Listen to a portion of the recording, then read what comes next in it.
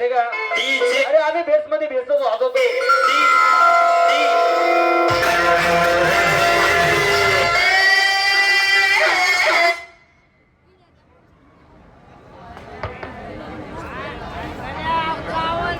याच्या वच्चू.